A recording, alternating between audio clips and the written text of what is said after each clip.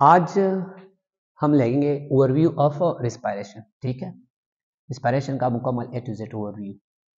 ये देखिए, रिएक्शन है ग्लूकोज के साथ ऑक्सीजन मिलके कहाँ पे, साइटोप्लाज्म में पहले, फिर दोबारा माइटोकॉन्ड्रिया में, वहां से होता हुआ कार्बन डाइऑक्साइड बनाएंगे, फिर वाटर, और आखिर में हमारे पास बनेगी क्या, एनर्जी। अच्छा, रिएक्शन को कंप्लीट करने के लिए बहुत आसान तरीका है। आप एक काम करें, इधर आप सिर्फ 6 ऑक्सीजन लिखे, 6 कार्बन डाइऑक्साइड लिखे, और साथ साथ में 6 वाटर लिखे। क्लियर? एनर्जी एटीपी के फॉर्म में बनेगी। क्लियर है? अच्छा देखिए, glucose series of chemical reaction से होता हुआ कहाँ पे, साइटोप्लाज्म में। ग्लूकोज जब साइटोप्लाज्म में सीरीज ऑफ रिएक्शन जिसमें दो हमारे पास फेज होंगे, प्रिपरेटिव फेज और ऑक्सीडेटिव फेज, तो वहां से होता हुआ चला जाएगा। उस प्रोसेस को क्या कहते हैं, ग्लाइकोलाइसिस। ग्लूकोज की जब ब्रेकडाउन होती है तो क्या कहते हैं उसको, glycolysis. Glyco mean glucose, lysis mean breakdown. Clear है? अच्छा, ग्लूकोज से बनेगा हमारे पास क्या, पायरुवेट। क्लियर? जब ग्लूकोज से पायरुवेट बनेगा तो हमारे पास 2 NADH बनेंगे और 2 ATP बनेंगे। क्लियर? अच्छा, फिर पायरुवेट होता हुआ चला जाएगा किस फॉर्म में चला जाएगा, एसिटाइल CoA में। तो पायरुवेट जब एसिटाइल CoA में कन्वर्ट होता है तो इस रिएक्शन को कहते हैं लिंक रिएक्शन। लिंक रिएक्शन क्यों कहते हैं, क्योंकि पायरुवेट अपने आप को बना रहे किस चीज में, एसिटाइल में। एसिटाइल जाएगा कहाँ पे, क्रेब्स साइकिल में। एसिटाइल ने ही रिएक्शन स्टार्ट करना है माइटोकॉन्ड्रिया में। क्लियर है? अब जब पायरुवेट एसिटाइल में कन्वर्ट होता है तो इस रिएक्शन को क्या कहते हैं, लिंक रिएक्शन। और कितने NADH हमारे पास बनते हैं, 2 NADH। साथ साथ में यहाँ पे हमारे पास क्या, 2 कार्बन डाइऑक्साइड भी रिलीज होते हैं। क्लियर? अच्छा, फिर से देखिए, एसिटाइल को ए चला जाएगा किस चीज में, माइटोकॉन्ड्रिया में। साइटोप्लाज्म का किस्सा खत्म। साइटोप्लाज्म में क्या हुआ, ग्लाइकोलाइसिस के साथ साथ लिंक रिएक्शन। क्लियर? अच्छा, अब क्या होगा, माइटोकॉन्ड्रिया में जाएंगे, माइटोकॉन्ड्रिया के मैट्रिक्स में जाएंगे, मैट्रिक्स में रिएक्शन स्टार्ट होगा। कौन सा रिएक्शन, क्रेब्स साइकिल।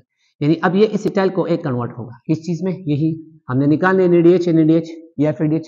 ठीक है, अब एसिटाइल को एक क्या करेगा, एसिटाइल को ए यहां से होता हुआ क्या करेगा, सीरीज ऑफ केमिकल रिएक्शन इसमें होंगी जिसको हम क्रेब्स साइकिल कहते हैं। क्रेब्स साइकिल में क्या होगा, यही एसिटाइल को ए, यहाँ पे बहुत से मॉलिक्यूल होंगे, उस मॉलिक्यूल में ऑक्सीडेशन रिडक्शन रिएक्शन स्टार्ट करेगा और वो क्या बनेगा, NADH के मॉलिक्यूल।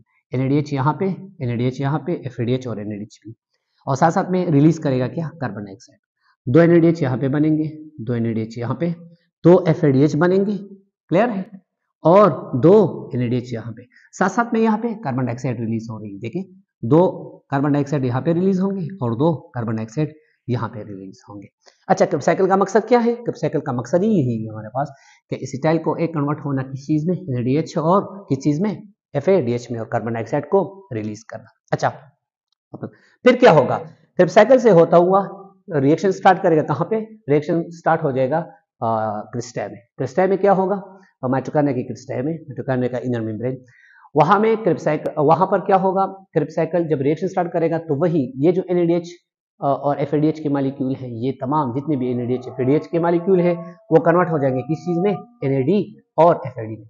अब इसको गिन ले, कितने NADH है, 2 2 4 4 5 6 7 8 9 10 NADH के मॉलिक्यूल बन गए। क्लियर? अच्छा, और कितने FADH के मॉलिक्यूल है, 2 FADH के मॉलिक्यूल। क्लियर? समझ आ रहे? अच्छा, ये यहाँ पे सॉरी, ये NADH के मॉलिक्यूल कन्वर्ट हुए किस चीज में, NAD और FAD में। फिर दोबारा यहाँ पे रिएक्शन स्टार्ट करेगा। हमारे पास 10 NAD है, 2 FAD, यहाँ पे इलेक्ट्रॉन ट्रांसपोर्ट चेन, ये तमाम इलेक्ट्रॉन ट्रांसपोर्ट चेन स्टार्ट होकर यहाँ पे H के मॉलिक्यूल रिलीज करके यहाँ पे हमारे पास क्या बनेगा, ATP के मॉलिक्यूल। ये राउंड अबाउट 32 ATP इसके अंदर बनते हैं। अच्छा, अब रिएक्शन की तरफ आ जाए।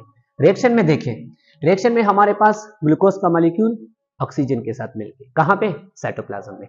माइटोकॉन्ड्रिया में कौन सा रिएक्शन हुआ, माइटोकॉन्ड्रिया में हमारे पास क्रेब्स साइकिल रिएक्शन हुआ, और साथ साथ में कौन सा, इलेक्ट्रॉन ट्रांसपोर्ट चेन हुआ। क्लियर है?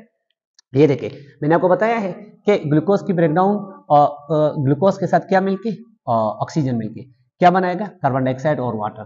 कार्बन डाइऑक्साइड अब कहाँ पे बनते हैं, लिंक रिएक्शन में और क्रेब्स साइकिल में। देखिए, मैंने आपको बताया है लिंक रिएक्शन, ये देखिए ये पायरुवेट से जब एसिटाइल को एक कन्वर्ट हुआ तो इसको लिंक रिएक्शन कहते हैं। यहाँ पे 2 कार्बन डाइऑक्साइड रिलीज हुए और साथ साथ में क्रेब्स साइकिल में भी हमारे पास क्या हुआ, कार्बन डाइऑक्साइड और कार्बन डाइऑक्साइड यहाँ पे रिलीज हुए।